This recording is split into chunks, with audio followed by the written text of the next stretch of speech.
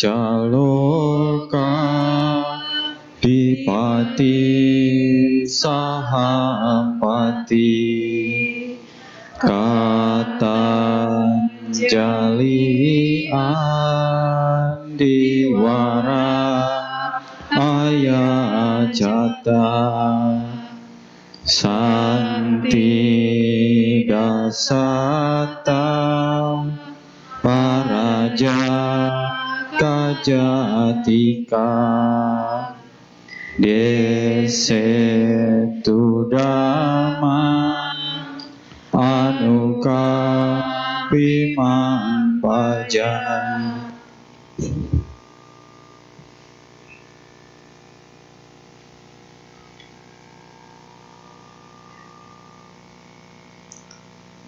Namo tassa bhagavato arahato sama sambuddhassa. Namo tassa bhagavato arahato sama sambuddhassa. Namo tassa bhagavato arahato sama sambuddhassa. Rombongan perjalanan adalah sahabat perjalanan. Seorang ibu adalah sahabat ketika di rumah. Kebajikan yang dilakukan adalah sahabat di masa mendatang. Kutipan dari Mitta Sutta.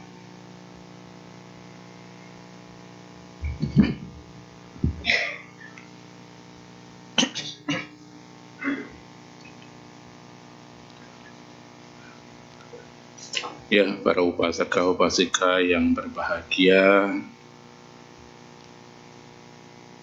pagi hari ini kembali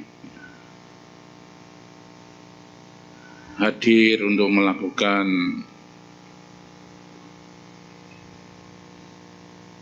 kegiatan puja. Yang puja ini tentu bisa menguatkan sadar, menguatkan keyakinan sebagai upasaka-upasika yang berlindung pada Tiratana. Di samping tentu menambah kebajikan, sehingga timbunan kebajikan semakin hari semakin banyak dan akan mendekatkan para upasaka-upasika pada kebahagiaan.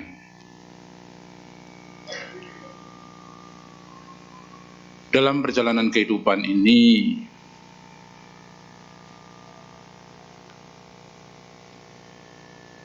tentu kita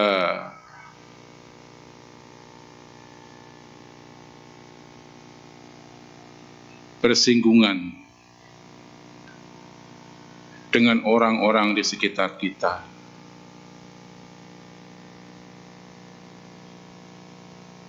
Orang-orang yang di sekitar kita itu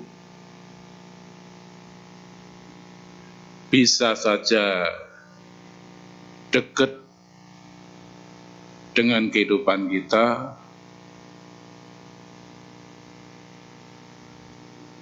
bisa juga jauh dengan kehidupan kita.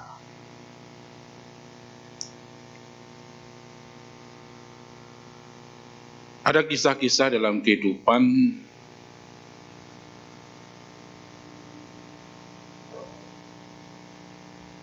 di mana kisah itu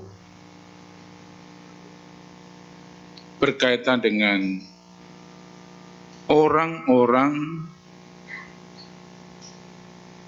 yang pada awalnya dianggap sebagai sahabat, sebagai teman.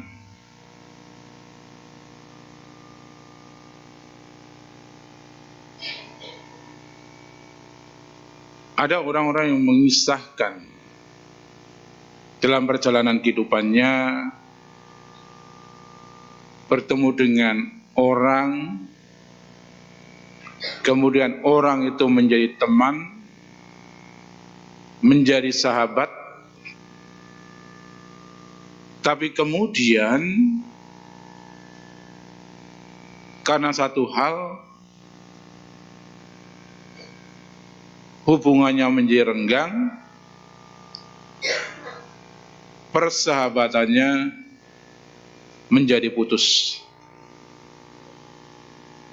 Nah, tentu ada alasan, ada faktor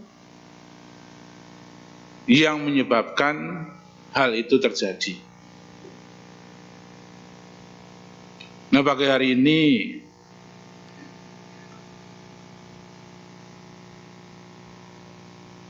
saya ingin menjelaskan arti seorang sahabat menurut Dhamma. Para upasika-upasika sekalian, ada 3 macam sahabat dalam kehidupan ini. Nah, sahabat-sahabat itu bisa merugikan kita, bisa menguntungkan kita, dan juga bisa membawa kita ke arah yang lebih baik.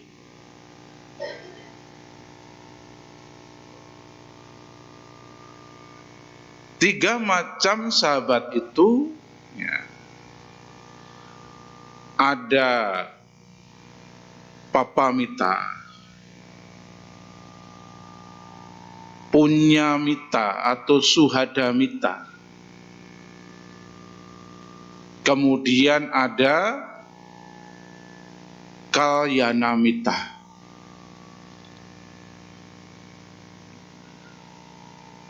Apa itu papamita? Ya, papa di sini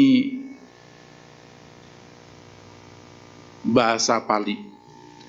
Papamita itu ya, sahabat buruk, ya, sahabat buruk, sahabat yang tidak baik. Artinya sahabat-sahabat ini, orang-orang ini, dan ketika kita ketemu dengan orang-orang ini, kita akan menjadi menderita. Kehidupan kita bukannya menjadi lebih baik, tetapi bisa menjadi buruk. Sahabat yang tidak baik ini, Bapak sekalian, ya,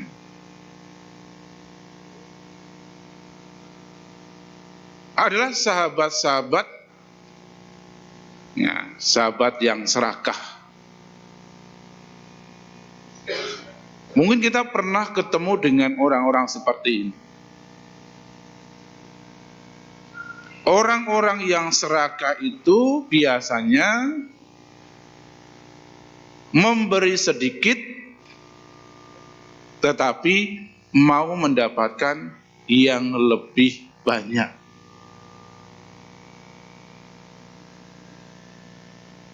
Mau berteman dengan kita, kelihatannya dia membantu, mensupport, memberikan sesuatu pada diri kita, tetapi sesungguhnya orang ingin mendapatkan keuntungan yang besar, ingin mendapatkan keuntungan yang banyak. Jadi orang-orang yang serakah ini adalah orang-orang yang lebih mementingkan dirinya sendiri. kelihatannya baik dengan kita, tetapi sesungguhnya kebaikannya itu untuk kepentingannya. Mari dikatakan sebagai orang yang serakah.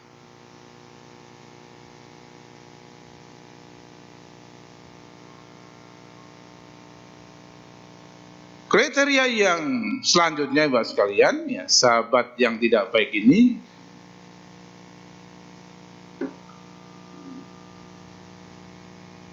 orangnya itu, ya, kalau bahasa,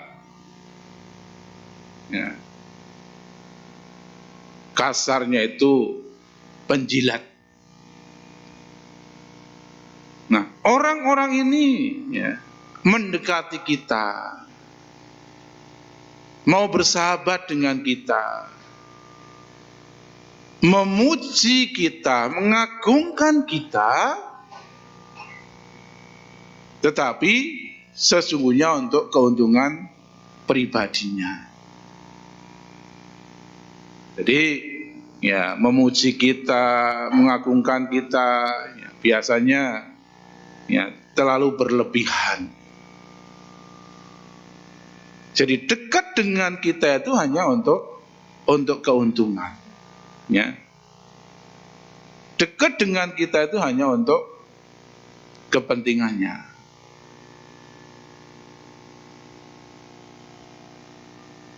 Yang selanjutnya, ya, orang yang boros, ya, orang yang boros.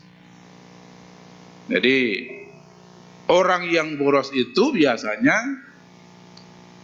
ya, mau berteman dengan kita kalau, ya, ya, untuk hal-hal yang berkaitan dengan, ya, poya-poya, ya, bersenang-senang, ya.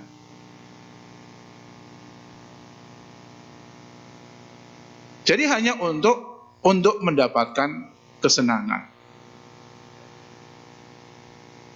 Nah, ketika kita berteman dengan orang yang boros ini, ya, kita akan menderita, kita tidak akan mendapatkan keuntungan buat sekalian. Ketika kita punya harta, ketika kita punya materi, ketemu orang-orang yang boros ini, itu akan mudah meruntuhkan materi yang kita miliki. Nah, jadi kriteria Papa Mita atau sahabat yang tidak baik. Nah, sahabat yang tidak baik ini tidak akan membawa kita pada kebaikan. Ketika kita berkumpul dengan orang-orang seperti ini, hari-hari hanya untuk hal-hal yang buruk. Hari-hari hanya untuk hal-hal yang tidak membawa kita pada kebaikan.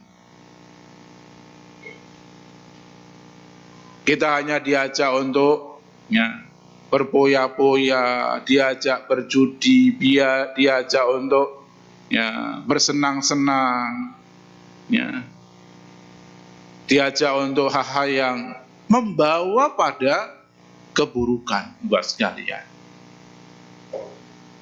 Nah, kita tentu bisa mengetahui itu, buat sekalian. Kita bisa memilah-milah, ya. Bukan berarti kita benci dengan orang itu, tetapi yang kita hindari adalah cara hidupnya, perilakunya yang tidak sesuai dengan Dhamma, yang tidak sesuai dengan apa yang Buddha ajarkan buat sekalian. Jadi Papa Mita atau sahabat yang tidak baik ini hendaknya kita hindari. hendaknya kita tidak berteman, bersahabat dengan orang yang serakah, orang yang hanya memuji-muji kita di depan, kemudian menjelekkan kita di belakang, hanya mencari keuntungan ketika berteman, berkumpul dengan kita. Nah, ini hendaknya kita hindari.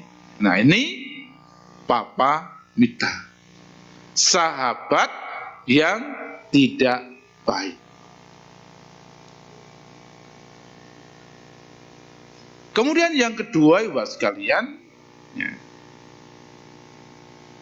punya mita, ya, punya mita atau suhadamita. Punya mita atau suhadamita ini adalah kebalikannya. Kalau Papa Mita tadi adalah sahabat yang tidak baik, kalau punya mita atau suhadamita adalah sahabat yang baik. Nah, kriterianya seperti apa, Ibu sekalian? Sahabat yang baik ini, Ibu sekalian, selalu mendorong kita, ya, untuk melakukan hal-hal yang baik dalam kehidupan ini.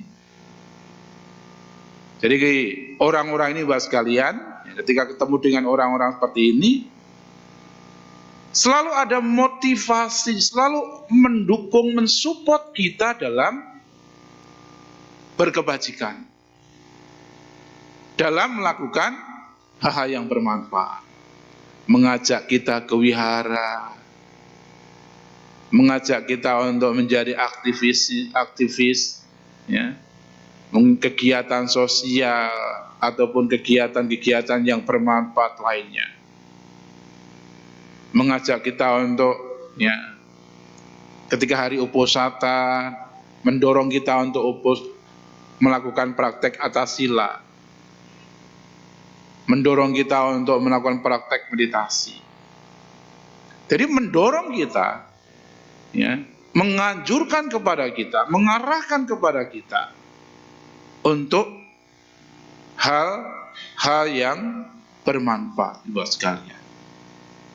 Tentu mungkin, ya, sepanjang perjalanan para upasaka-upasika pernah ketemu dengan orang-orang seperti ini.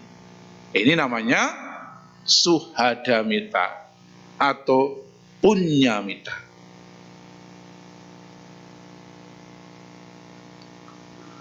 Kemudian, Ibu sekalian, ya, sahabat yang baik itu di waktu susah, di waktu senang, dia selalu bersama kita, ada dalam kehidupan kita, buat sekalian. Nah, kadang-kadang ada orang-orang ketika hidup kita masih nyaman, hidup kita dalam kemudahan, orang-orang mendekat, ya. Tapi giliran kita mendapatkan kesulitan, kita lagi susah, mulai menjauh. Jadi ini bukan sahabat yang baik. Sahabat yang baik itu dalam kondisi apapun, ya, dalam kondisi apapun, Bapak sekalian, dia akan bersama kita. Ketika senang, ya, berbagi kebahagiaan bersama, berbagi kesenangan bersama. Ketika susah, juga berbagi, ya, bersama. Ketika ada keluh kesah dan sebagainya, ya, mencarikan solusi, ya, mendorong kita untuk semangat menghadapi kehidupan ini.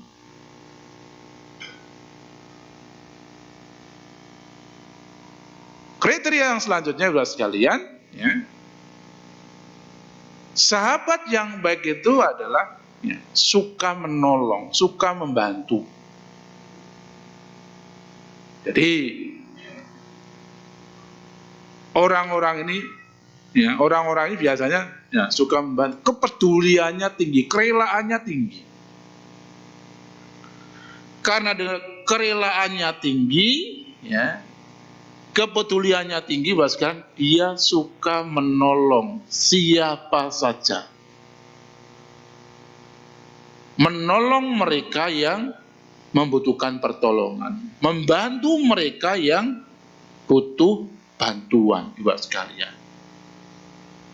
Nah, orang-orang seperti ini ketika kita butuh bantuan, butuh pertolongan, dia akan datang kepada kita. Bahkan hanya mendengar kabar saja, dia langsung ya ke tempat kita untuk menolong kita, membantu kita. Karena memang suka menolong, suka membantu. Nah, ini adalah suhadamita. Ya, suhadamita. Sahabat yang membawa kebaikan dalam kehidupan kita. Ketika kita ketemu dengan orang-orang seperti ini, Bapak sekalian, kehidupan kita ya arahnya jelas. Arahnya adalah kebaikan, Bapak sekalian. Dalam perjalanan kita, kehidupan kita ini, Bapak sekalian, ketika ketemu dengan orang-orang seperti ini, aman dan nyaman. Tidak seperti Papa Mita tadi, sahabat yang buruk tadi.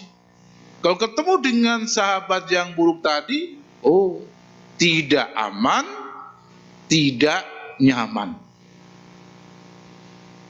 Tapi kalau ketemu dengan yang suhadamita, sahabat baik ini Bapak sekalian, hidup kita akan aman dan nyaman. Tidak merasa takut, tidak merasa nanti dirugikan. Dan kadang-kadang ya, ketika kita ketemu orang, baru kenalan dengan orang, kadang-kadang ada pikiran-pikiran yang muncul. Benar enggak orang ini mau bersahabat dengan saya? Benar enggak orang ini mau berteman dengan saya? Tulus tidak? Nah, kadang-kadang muncul pemikiran-pemikiran seperti itu. Nah, ketika temu dengan ya, orang yang selalu menganjurkan kita untuk berbuat baik,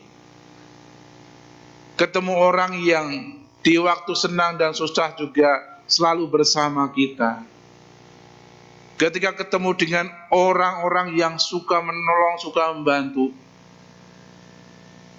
hidup kita menjadi aman. Ya.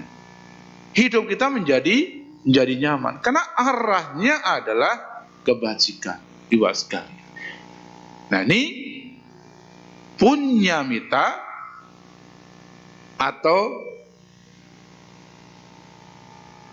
suhadamita. Yang ketiga, Ibu sekalian, kalyanamita. Ya, kalyanamita. Apa itu kalyanamita? Kalyanamita itu adalah sahabat spiritual, sahabat dhamma. Nah, orang-orang yang bisa menjadi kalyanamita kita adalah orang-orang yang betul-betul memang praktek dhamma dalam keseharian kita. Bukan hanya menganjurkan, bukan hanya mendorong kita, tetapi juga memberikan inspirasi dalam kehidupan kita. Kalyanamita ini Bapak sekalian, ya, dia akan membawa kita pada pencapaian damai.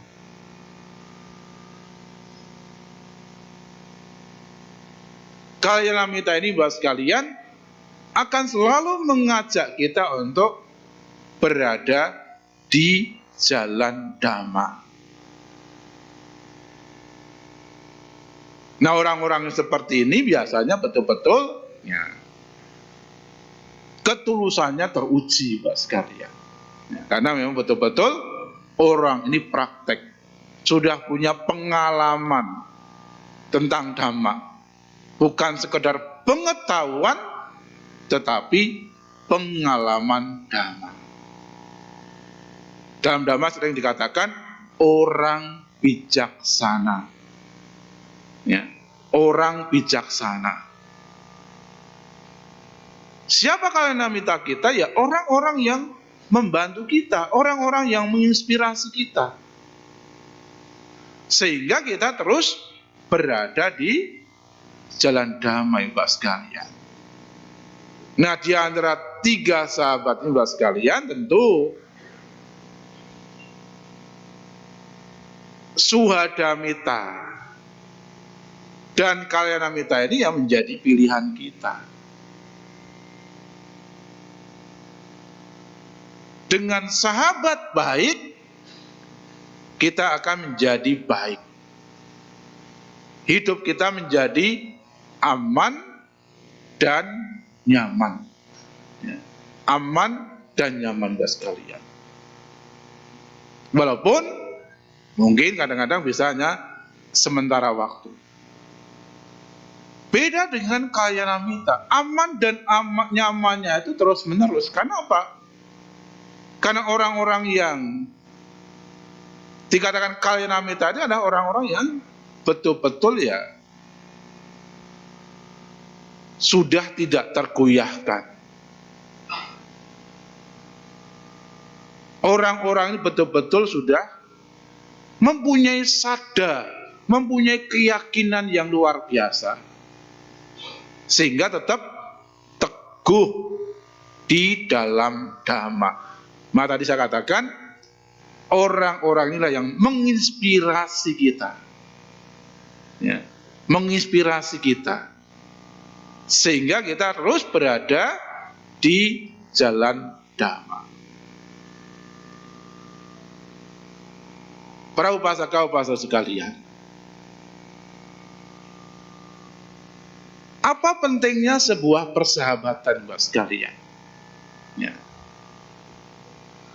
Persahabatan ini, Bapak sekalian, ya, dalam kehidupan ini tentu kita tidak bisa hidup sendiri. Sekalipun mungkin kita punya posisi yang bagus, status sosial kita juga bagus, kita tidak bisa berdiri sendiri, kita tidak bisa hidup sendiri. Kita membutuhkan orang-orang, ya, karena saya yakin Bapak sekalian, para upasaka-upasika mempunyai tujuan luhur dalam kehidupan ini. Nah, tujuan luhur itu hanya bisa dicapai kalau kita mempunyai orang-orang yang baik, orang-orang yang betul-betul bijaksana, Ibu sekalian. Maka makna sebuah sahabat, Ibu sekalian, adalah mereka yang membawa kita pada kebaikan dan kesucian. Oleh karena itu, ya, hindari yang namanya papamita tadi, sahabat yang tidak baik. Karena sahabat yang tidak baik ini hanya mengarahkan kita, mendorong kita pada keterpurukan, penderitaan.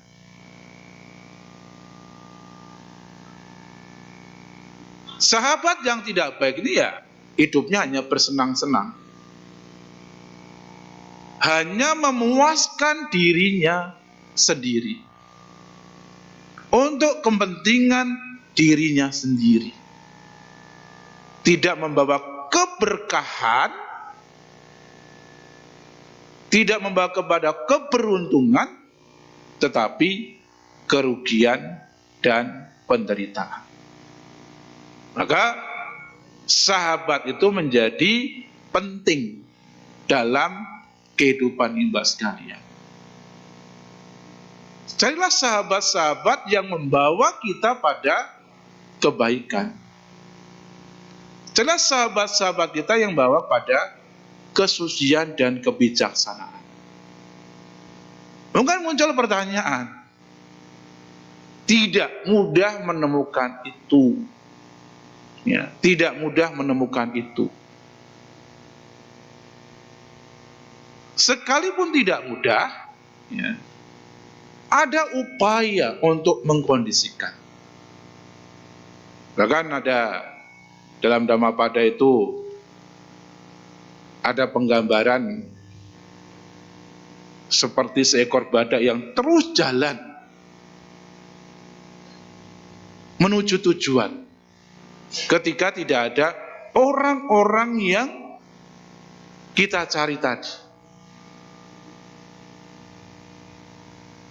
Penggambaran ibu sekalian artinya begini, ketika kita tidak menemukan orang-orang yang kita anggap membawa kepada kebaikan dan kebijaksanaan, teruslah berjalan walaupun seorang diri. Artinya apa? Kan Dhamma sudah ada. Sang Buddha mengatakan tata gata adalah penunjuk jalan. Engkau sendiri yang harus berjalan. Jalannya sudah ada kok. Ya. Ketika jalannya sudah ada, ya ikuti aja jalan itu. Tidak akan kesasar. Kalau sekarang, ya udah ada kok mapnya itu kan. Kalau kita pergi kemana, ada Sherlock sama teman kita atau apa. Ketika ngikuti itu akan sampai kok. Gambarannya seperti itu. Tetapi upaya itu tetap harus ada, ibu sekalian. Karena kita juga seperti yang tadi saya katakan, butuh orang-orang yang mendorong kita, mensupport kita supaya ya, kita bisa ketemu dengan kebaikan dan mengarahkan kita pada kebahagiaan. Nah, kemarin itu bincang-bincang Bante ketika kita berkumpul, misalnya praktek atasila, itu beda kalau kita seorang diri. Demikian pula ketika kita meditasi. Ketika meditasi bersama dengan seorang diri itu beda sekali. Saya kemudian mengatakan, inilah pentingnya kalyanamita. Ya, pentingnya kalyanamita. Kenapa ketika rame-rame, ketika bersama itu kemudian tumbuh semangat, wirya dalam diri kita, ibu sekalian. Karena semuanya mempunyai frekuensi yang sama. Sama-sama atasila, sama-sama meditasi, karena frekuensi yang sama saling menguatkan. Ya, beda kalau sendiri, ya kan? Kalau meditasi sendiri, bahkannya sudah 1 jam, padahal baru 5 menit, ya kan? Kadang-kadang seperti itu, beda sekali. Jadi pentingnya persahabatan ini buat sekalian akan membawa kita pada hal-hal baik. Nah, tentu ya, karena tujuan kita adalah nilai-nilai luhur, tujuan kita adalah bagaimana hidup kita menjadi lebih baik. Ya, cari orang-orang yang membawa arah yang sama seperti apa yang kita citakan, ibu sekalian. Di awal tadi ada satu penggambaran, ya, ada kutipan dalam Mita Sutta. rombongan perjalanan adalah sahabat perjalanan. Seorang ibu adalah sahabat di rumah.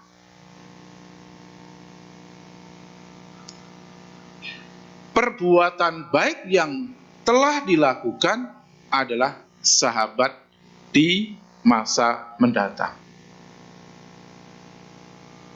Ketika kita melakukan perjalanan buat sekalian, tentu sahabat-sahabat yang ada dalam perjalanan itu ya rombongan itu. Ya. Ketika ya ibu bapak sekalian mungkin hiking, naik gunung atau apa, ya rombongan itu yang menjadi sahabat. Ini namanya sahabat perjalanan. Jadi sepanjang perjalanan itu ya berat ringannya dipikul bersama. Senang susahnya ya dihadapi bersama. Mari dikatakan sahabat perjalanan. Seorang ibu adalah sahabat di rumah. Ibu ya, adalah orang yang mengandung, melahirkan, merawat, menjaga anak-anaknya, mendidik anak-anaknya. Nah, seorang ibu digambarkan seperti sahabat di rumah. Kebajikan yang telah dilakukan adalah sahabat di masa mendatang. Maksudnya apa? Ibu sekalian, ketika kita meninggalkan kehidupan ini, apa yang kita bawa? Siapa yang menemani kita? Ibu bapak, para upasaka-upasika bekerja pagi sampai malam, mengumpulkan materi, kemudian materi terkumpul, ketika meninggalkan kehidupan ini dibawa tidak? Tidak. Gelar, pangkat juga tidak dibawa. Sanak keluarga yang ditinggalkan, yang sangat dicintai juga tidak bawa. Paling banter sampai di pemakaman. Siapa yang paling setia? Siapa yang setia menemani? Perbuatan kita. Karena kita bicara tentang kebahagiaan, bicara tentang kebaikan, maka perbuatan baik digambarkan sebagai sahabat di masa mendatang. Kebajikan inilah yang menemani kita. Kebajikan inilah yang setia sepanjang perjalanan kita. Jadi kalau kita di masa mendatang mau ketemu dengan kebahagiaan, bertemu dengan kebahagiaan, maka kita harus melakukan kebajikan. Maka kebajikan digambarkan seperti sahabat di masa mendatang. Inilah penggambaran tentang arti sahabat menurut Dhamma Ibu sekalian. Itu ada dalam Mita Sutta. Jadi sahabat itu menjadi penting ya dalam kehidupan kita. Maka dalam Manggala Sutta itu Sang Buddha juga mengajarkan bagaimana kita harus bergaul di masyarakat. Ya, ada asewana cak pelnang, pandita nancak sewana. Tidak bergaul dengan orang yang tidak bijaksana. Bergaul dengan orang yang bijaksana. Apa hubungannya dengan sahabat tadi, Bapak sekalian? Kalau dikaitkan dengan Papa Mita, sahabat yang tidak baik, Orang yang tidak bijaksana adalah orang-orang yang memiliki kriteria tadi. Orangnya serakah, orangnya hanya menjilat, hidupnya boros, poya-poya. Dia keluaran tidak ada tujuan. Perilakunya tidak sesuai dengan sila. Nah, dalam Manggala Sutta Ibu sekalian, kalau kita ketemu dengan orang-orang seperti ini atau bergaul dengan orang-orang seperti ini, punya sahabat-sahabat yang seperti ini tidak berkah. Kita akan terpuruk, kita akan merosot, Ibu sekalian. Tentu kita tidak mau seperti itu. Maka bergaullah dengan orang yang bijaksana. Orang-orang bijaksana ini ya ada dalam Suhadamita maupun Kalyanamita. Orang-orangnya suka menolong, suka membantu, senang dan susah dipikul bersama, menganjurkan kita untuk berbuat baik, menjadi inspirasi baik dalam kehidupan kita, bersama-sama di jalan Dhamma. Nah, kalau kita bisa bergaul dengan orang-orang seperti ini, kita punya sahabat dengan orang-orang seperti ini, maka hidup kita akan penuh dengan berkah. Di Dhamma sudah mengatur bagaimana kehidupan kita itu mengarah pada kehidupan yang baik, Ibu sekalian. Sang Buddha mengajarkan tentang kriteria sahabat. Ada 3 kriteria sahabat tadi. Sang Buddha juga mengajak kita untuk bergaul dengan orang-orang yang baik dan tidak bergaul dengan orang-orang yang tidak baik. Supaya apa? Supaya hidup kita lebih baik. Supaya hidup kita dekat dengan kebahagiaan. Maka arti dari sebuah persahabatan itu, Bapak sekalian, pentingnya sebuah persahabatan itu, Bapak sekalian, adalah bagaimana kita menjadi baik dengan sahabat-sahabat yang kita miliki. Bagaimana kita menjadi bijaksana dengan sahabat-sahabat yang kita miliki. Oleh karena itu, jangan salah memilih sahabat. Carilah Suhadamita, sahabat baik, atau Kalyanamita, sahabat spiritual. Sehingga kehidupan kita akan selalu dekat dengan kebaikan dan cita-cita luhur, tujuan kebahagiaan itu menjadi terwujud. Nah, inilah yang bisa saya sampaikan pada pagi hari ini. Saya mengajak Ibu sekalian, para upasaka-upasika untuk memilah-milah. Memilah-milah ini bukan berarti kita tidak senang, tidak benci dengan orang, tidak. Tetapi memilah-milah itu supaya kita tidak ikut hal-hal yang buruk, hal-hal yang tidak baik, hal-hal yang tidak mendorong kita pada kebaikan. Sehingga kita akan selalu pada jalan Dhamma. Kita akan selalu berada pada kebenaran dalam kehidupan ini. Dengan sahabat yang baik, dengan sahabat spiritual Ibu sekalian, hidup kita akan menjadi lebih baik dan ketemu dengan kebahagiaan. Semoga pesan Dhamma pada pagi hari ini bisa mendorong motivasi, menjadi bahan renungan untuk bergaul dan menemukan sahabat-sahabat baik maupun sahabat spiritual.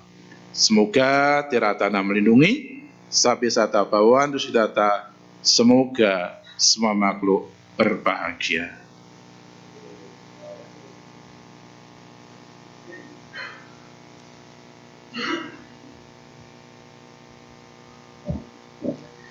Baik, demikian ceramah Dhamma yang telah disampaikan oleh Yang Mulia Bante Abaya No Nando Mahatera. Kami mewakili seluruh keluarga besar Wihara Buddha Dhammasukha mengucapkan terima kasih, dan masih ada beberapa menit diselingi sesi tanya jawab.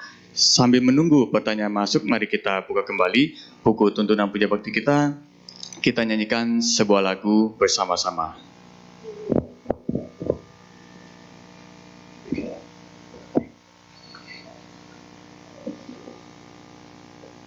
Untuk lagu kedua kita nyanyikan lagu berjudul Love is Miracle pada halaman 115.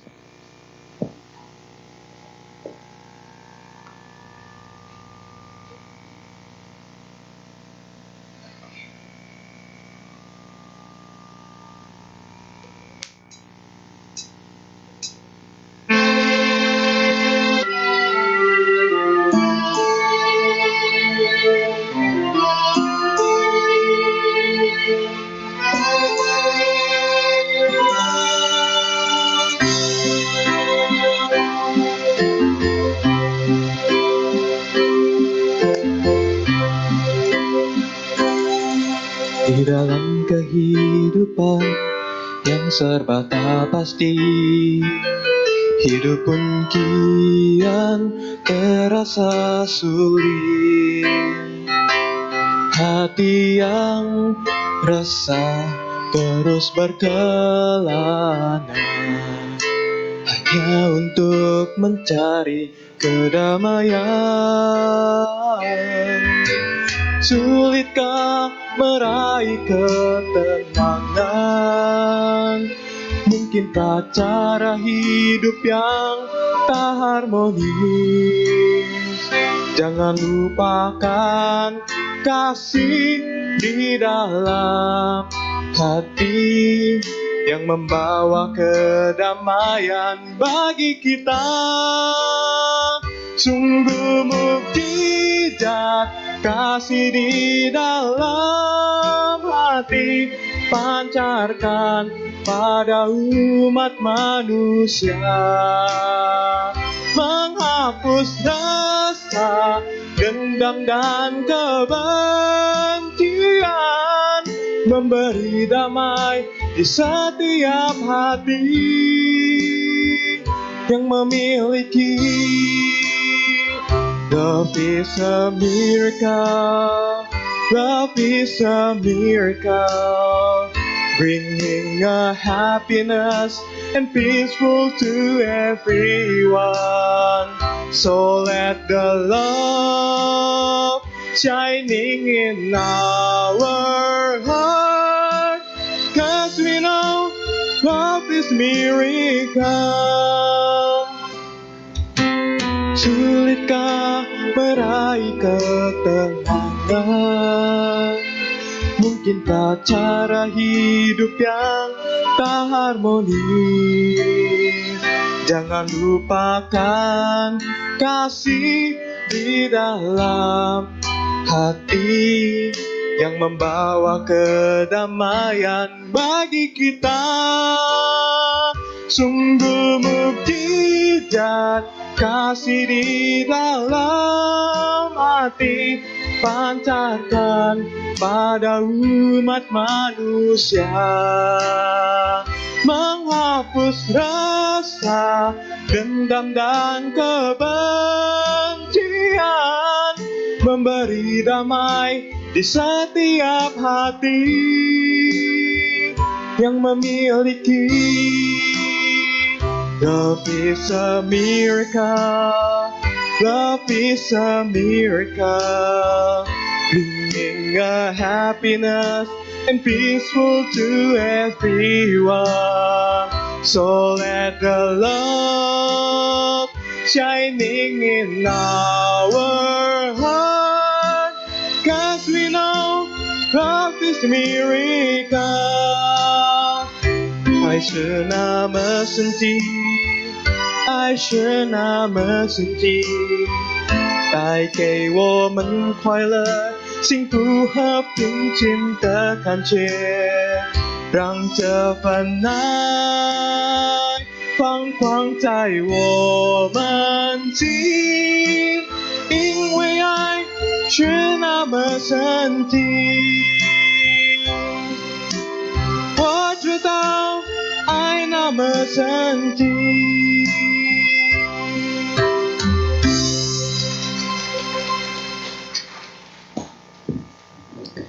Baik, tiba saatnya kita masuki sesi tanya jawab. Mungkin dari Bapak Ibu yang ingin bertanya secara lisan, kami persilakan terlebih dahulu. Angkat tangannya aja. Baik, kalau tidak ada pertanyaan tertulis, nanti kertas diangkat aja, nanti kami ambil. Kepada Bante, waktu dan tempat kami kembalikan. Ya, terima kasih atas pertanyaannya. Nah, pertanyaan yang pertama ini berkaitan tentang sahabatnya. Bagaimana ketika dulu yang kita anggap sebagai sahabat karena hal tertentu persahabatan kemudian menjadi putus dan kemudian datang kembali pada kehidupan kita.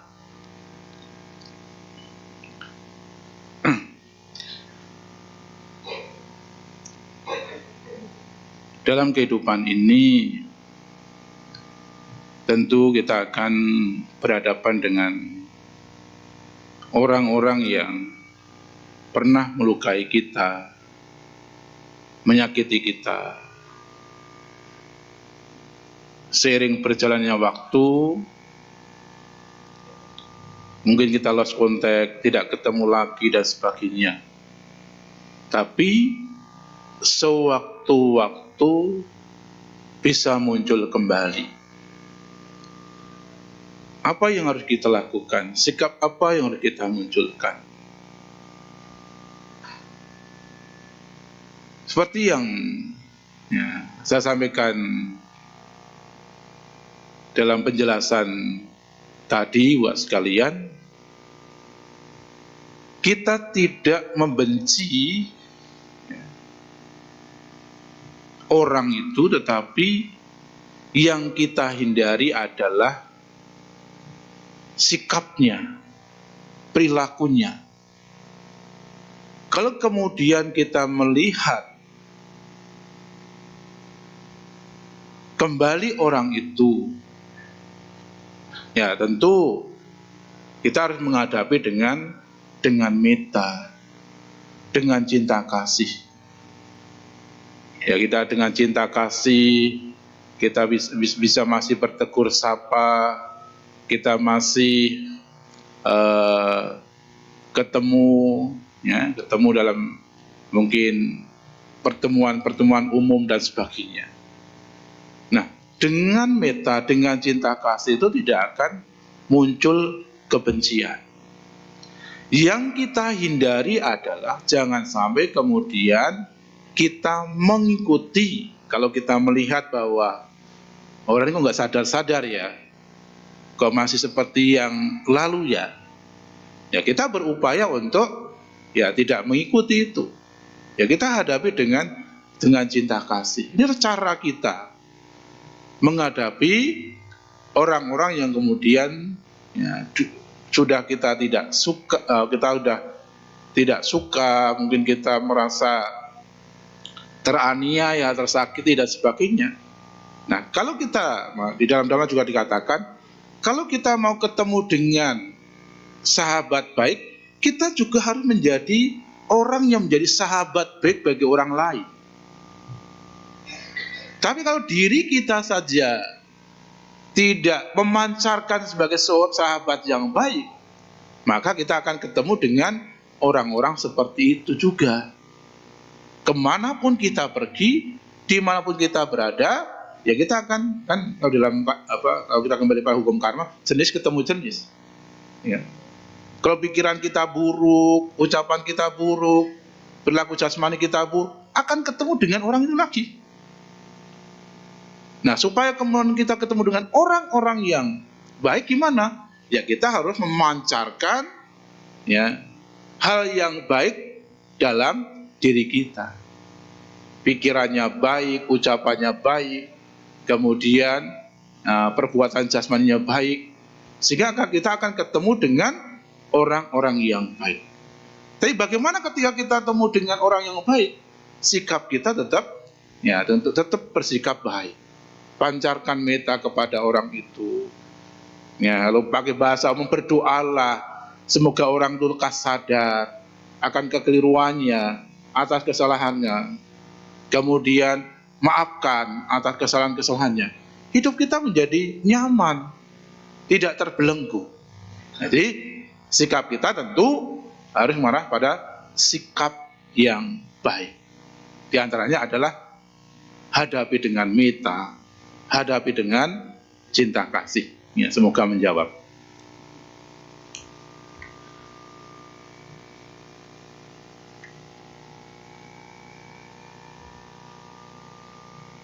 Nah, ada pertanyaan. Apakah ciri-ciri dari sahabat itu bisa diterawang dari wajahnya? Saya tidak suka nerawang. Suka melihat ya, nggak nerawang. Apakah kita perlu menyadarkannya? Ya.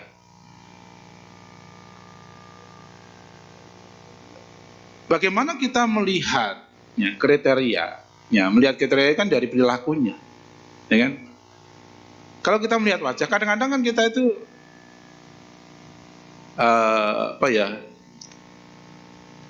kena prank dengan wajah gitu kan. Wah, orangnya sangar, dewokan gitu kan, serem. Tapi hatinya lembut. Ya kan? Ketemu orang itu pernah ketemu. Kadang-kadang wajahnya ya berseri-seri, indah, menawan. Ternyata hatinya busuk kan gitu. Gitu. Jadi ya bahasa wajah itu mungkin ada sih dengan ada ilmunya juga ya. Orang itu dia baik. Tetapi kita melihatnya tidak cuma dari satu sudut pandang. Yang jelas adalah perilakunya. Jadi kita itu ketemu orang itu jangan curiga dulu. Ya kan? Ketemu orang serem, wah ini penjahat ini, perampok ini. Nah, jangan dulu. Kita ketemu orang ya bersikap baik. Ya, kan kita ingin mencari sahabat yang baik. Kalau kita mencari sahabat yang baik ya, buktikan kita juga bisa menjadi sahabat yang baik untuk orang-orang. Ya, nah, nanti tanya yang ahli wajah nanti. Nah, ketika kita ketemu orang-orang yang memiliki perilaku yang buruk, apa kita boleh menyadarkan? Nah, dalam 10 perbuatan baik, ya dalam Dasa Punya Kriya Watu itu, yang ke-10 itu namanya dituju kama. Nah, dituju kama itu adalah meluruskan pandangan orang lain yang keliru, yang salah. Kita punya kewajiban untuk menyadarkan orang itu, untuk mengarahkan orang itu, tentu dengan cara-cara yang baik. Tidak menggurui, ya, tidak kemudian dengan emosi, tetapi ya dengan meta, dengan cinta kasih. Waktunya juga tepat. Kita mau menyadarkan orang marah, tapi orang itu kemudian pas-pas kondisi lagi marah, tidak bisa. Kita ada orang marah, kita ngomong, oh marah itu tidak bagus, akibatnya buruk. Nah, itu orang semakin marah. Maka menyadarkan orang, mengarahkan orang itu juga waktunya harus tepat. Tidak serta-merta saat itu kita menyadarkan orang itu. Tetapi kewajiban kita, dan itu merupakan kebajikan, salah satu kebajikan dari 10 perbuatan baik yang bisa kita lakukan.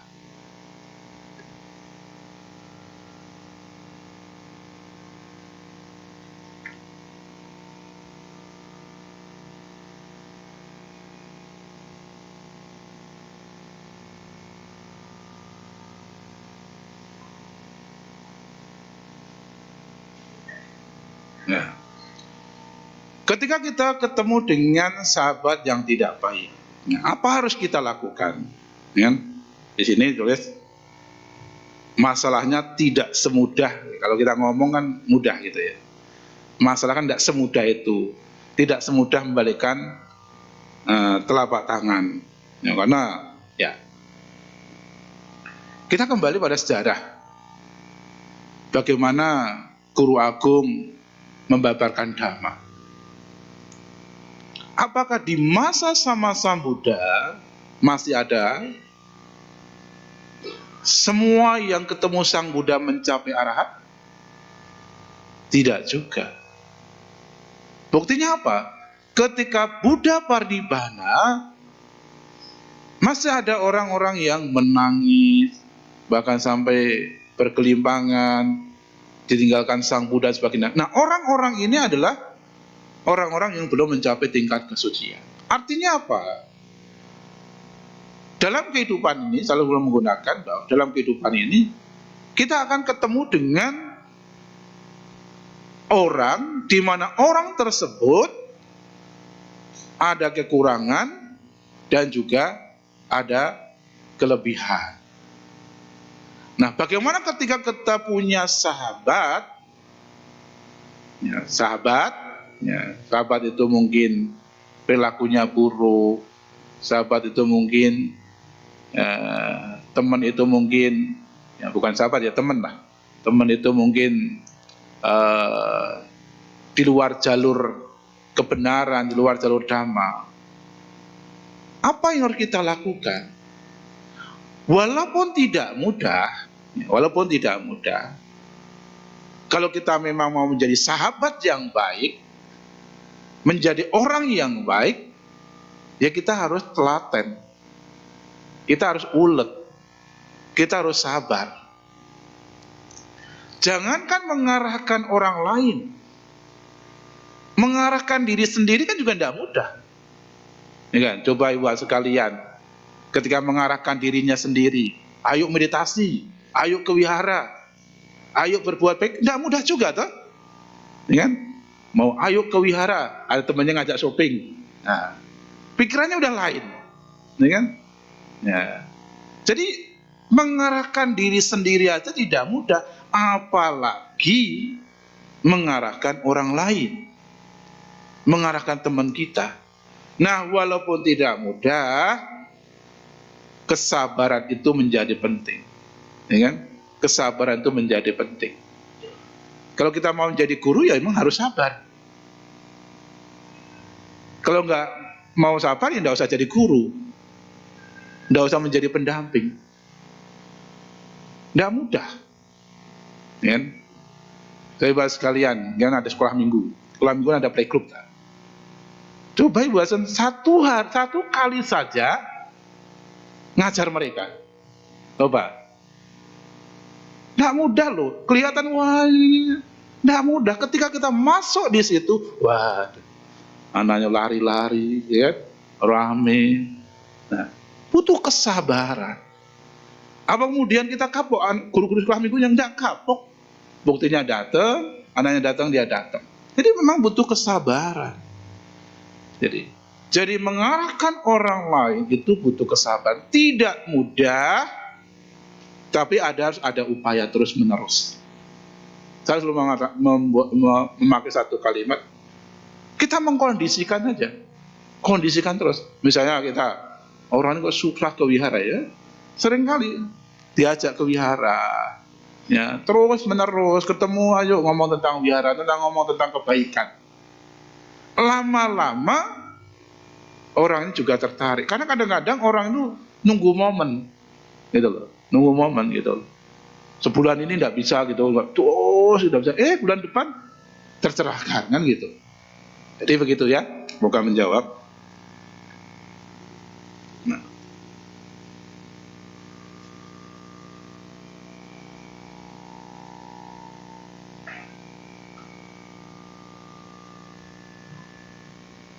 Ya. Ini sering ditanyakan ini tentang Wangsen. Bagaimana sih tata cara Wangsen? Ya, pertanyaan yang sering muncul, Bante saya pangsong lele, kemudian lewat pecel lele, boleh nggak makan? Ya.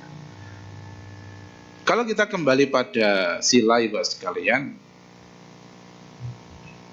kriteria yang tidak boleh dimakan itu ya kalau kita bunuh sendiri, ya, kita membunuh sendiri, ya, itu tidak boleh. Kemudian kalau para biku, ya, tidak boleh makan daging kalau ya, satu umatnya Bante, saya punya ayam montok ini khusus Bante hari ini ya, itu tidak boleh dimakan. Atau mungkin mencurigai, datang ke rumah itu ketemu ayam yang lagi keok gitu kan. Nah, kemudian ada hidangan ayam, itu tidak boleh mencurigai. Ya. Jadi itu ritualnya. Jadi kalau function, jadi kan kadang-kadang kita itu dikaitkan dengan mitosnya atau yang turun temurun yang sudah ada. Jadi ya boleh makan, ya kan? Tapi tidak hasil pembunuhan diri sendiri. Nah, ibu sekalian, saya sekalian menganjurkan, menyarankan juga. Nah, saya biasanya kalau ketemu orang Bante saya mau function, ya. Kalau mau function, makna function itu apa sih? Ya. Makna function itu sebenarnya melepas penderitaan makhluk lain. Ya. Jadi kalau melihat makhluk lain menderita, kemudian kita melepas penderitaannya, misalnya ada makhluk yang mungkin burung atau hewan kelaparan, kita kasih makan, itu udah function sesungguhnya. Nah cuma tradisi itu kemudian melepas function itu identik dengan melepas semuanya gitu loh, melepas makhluknya gitu. Padahal sesungguhnya melepas penderitaannya. Maka ketika ada orang function, saya bilang kalau function satu jangan pesen, ya kan? Kalau ibu bapak udah sekalian ketemu mungkin ada orang yang besok mau function cari butuh 1000 burung, dia akan cari 1000. Kita bukannya melepas penderitaan lain, tetapi mempermainkan penderitaan lain, ya kan? Maka saran saya apalah, kalau mau function, mana ada pergi sendiri ke pasar. Mungkin ada lele yang mau digoreng, ya kan? Ada ikan yang mau digoreng, atau mungkin ada di hutan ada makhluk yang kelaparan dan sebagainya. Kemudian lepas. Nah, melepas itu bukan sekedar melepas secara fisik. Karena pernah waktu itu ketika itu ada orang function malah separuh hewannya itu mati. Karena sudah 3 hari atau 2 hari. Karena pesan. Nah, itu kadang-kadang kita mau berbuat baik tetapi caranya tidak tepat. Bukannya melepas penderitaan makhluk itu, tetapi malah menambah penderitaan makhluk itu. Kadang-kadang malah gini, udah saya lepas lele, sial-sial saya dibawa ya. Gitu. Jadi sudah dilepas, katanya mau melepas, dikasih beban, sialnya dibawa. Nah, itu bukan ya. Jadi kita harafiah, arti harafiah function itu harus dipahami juga supaya kita bisa melakukan dengan tepat ketika kita function. Jadi bukan persoalannya melepas makhluk itu kemudian boleh makan atau tidak. Ada yang lebih harus kita pahami lagi. Tujuannya apa? Tujuannya adalah melepas penderitaan makhluk itu. Siapapun makhluknya, ya kan? Tidak harus umur panjang nanti lepas kura-kura, gitu kan? Jadi siapa aja, burung apa aja, ya kan? Nanti diskriminasi nanti. Nah, lepasnya itu aja kan? Ada makhluk lain yang menderita karena bukan kura-kura, tidak dilepas penderitaannya. Ini diskriminasi dengan makhluk-makhluk. Begitu ya? Semoga menjawab.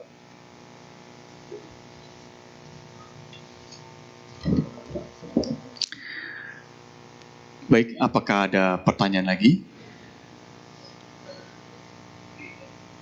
Tidak ada. Baik, kami mewakili seluruh keluarga besar Wihara Pelita Masuka beserta umat yang hadir pada kesempatan hari ini mengucapkan terima kasih kepada Yang Mulia Bante Abhayanando Mahatera atas ceramah dhamma yang telah disampaikan. Mari kita bangkit berdiri dan bersikap panjali.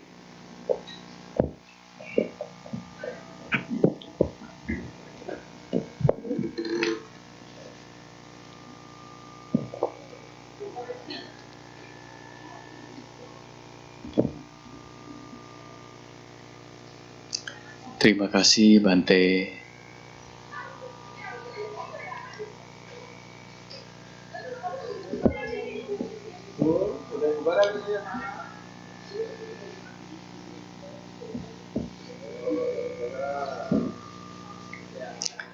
Baik, kami persilakan untuk duduk kembali.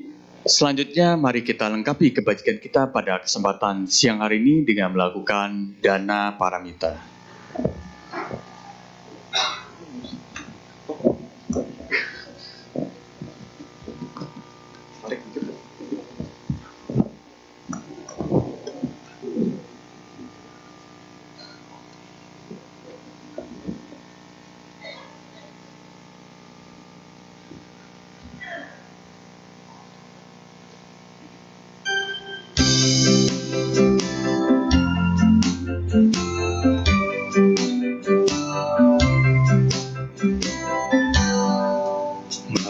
Marilah kita berdana